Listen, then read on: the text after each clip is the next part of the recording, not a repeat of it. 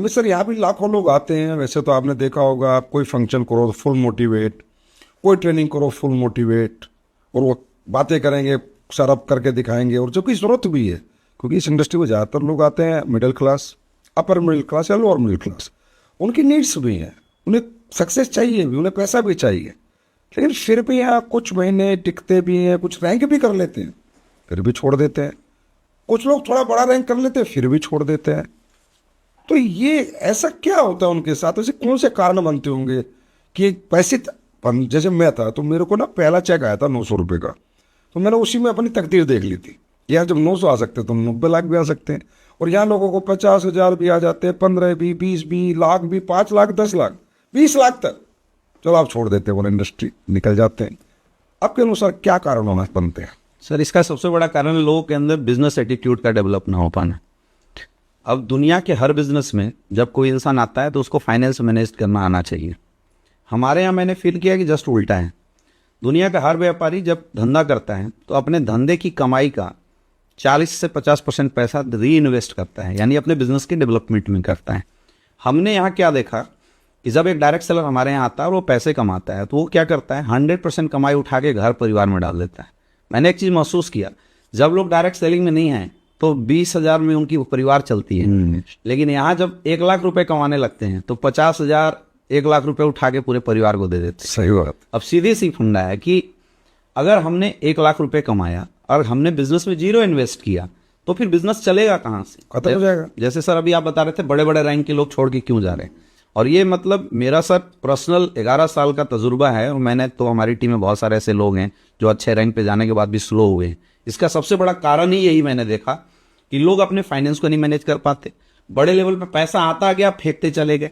अच्छा, शुरुआती दौर में क्या होता है कि जैसे मैं हूं तो मेरे अपलाइन को मेरे बिजनेस की जरूरत होती है, तो अपलाइन साथ में जोर लगाते जाता है तो बिजनेस निकल जाता है।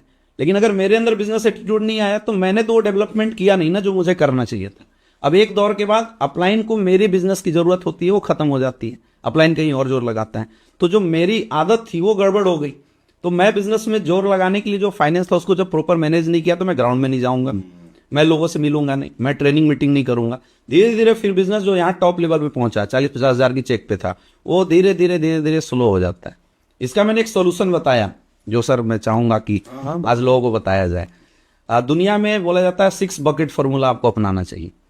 आप अगर डायरेक्ट सेलिंग में भी हैं, आप जो भी कमा रहे हैं, तो आज के बाद ये फॉर्मूला आप अपना दीजिए, आपकी डायरेक्ट सेलिंग करियर कभी खराब नहीं हो सकती। सबसे पहली चीज, आप जितना भी पैसा कमाते हैं आप 6 अकाउंट खोल लीजिए, 40% पैसा बिजनेस एक्सपेंस में डाल दीजिए।